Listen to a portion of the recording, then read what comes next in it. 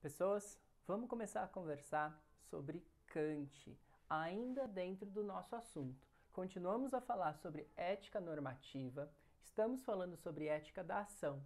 Já estudamos o utilitarismo, que vai falar pra gente que é moral uma ação que traz maior quantidade de prazer para a maior quantidade possível de pessoas, né? Aquele hedonismo calculado que a gente já falou. Agora a gente vai estudar, dentro de ética da ação, a perspectiva deontológica. Deontologia significa filosofia moral, né? E aqui a resposta para o que é uma ação moral será uma ação ligada ao dever. Depois ainda temos a ética normativa ligada ao caráter, mas isso é outro assunto. Bom, essa parte da deontologia de Kant, a filosofia moral de Kant, está presente principalmente na obra chamada Crítica da Razão Prática. Se vocês se lembrarem lá do finalzinho do nosso primeiro ensino médio, a gente estudou já Kant na apostila 8, onde a gente estava falando da crítica da razão pura.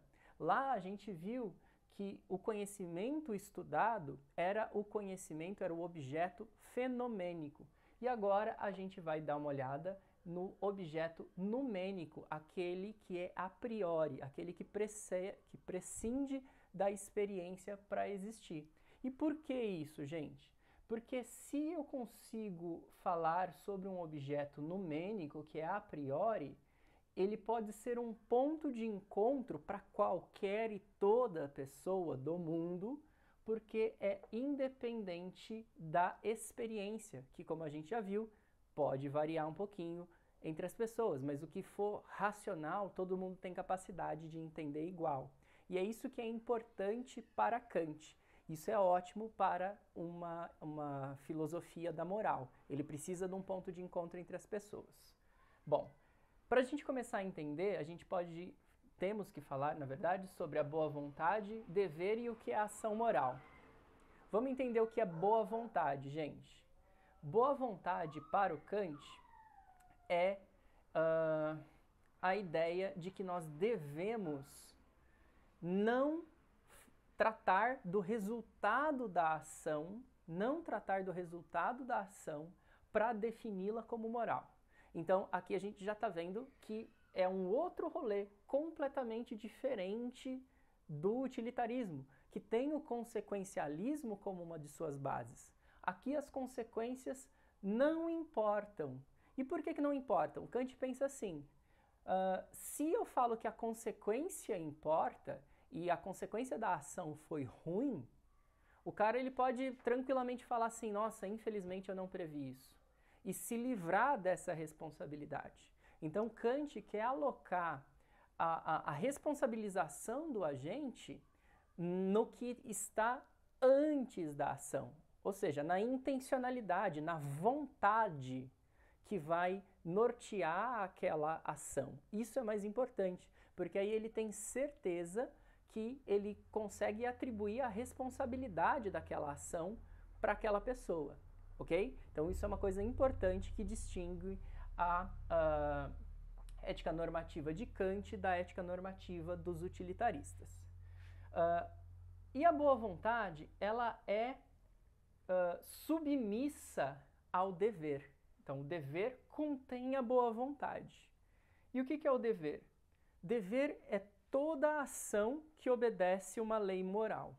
Então, é eu fazer algo simplesmente porque é o correto a ser feito e não porque eu vou ter uma consequência.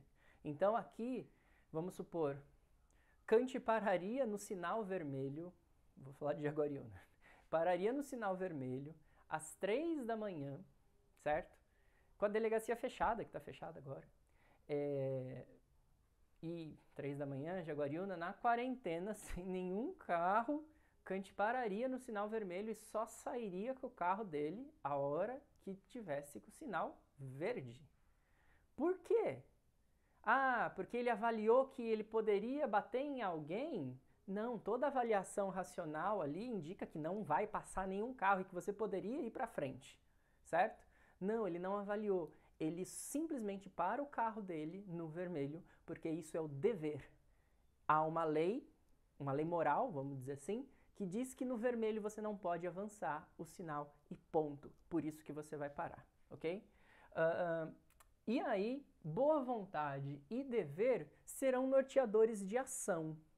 E o que é uma ação moral reforçando, né?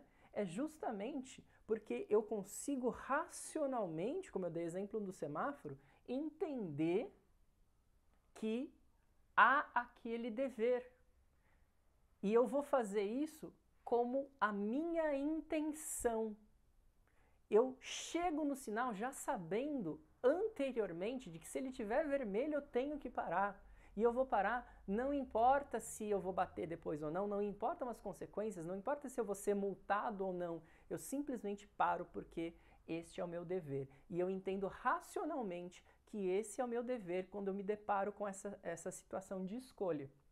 Para Kant, se nós fazemos o uso da razão para escolher as nossas ações, estamos no campo da ação moral, estamos no campo onde nós somos autônomos. Nós decidimos por conta própria e somos conscientes dessa razão. Agora, se eu não faço uso da razão, eu sou heterônomo, eu tenho a minha decisão dada a outro. Por exemplo, o cara que tem a intenção de passar o sinal rompendo uma lei moral, mas ele vê o policial que fala, opa, agora eu não vou porque eu estou vendo o policial. O policial controlou esse sujeito e mandou no sujeito muito mais do que o próprio sujeito manda em si mesmo. Entenderam? Obrigado, gente.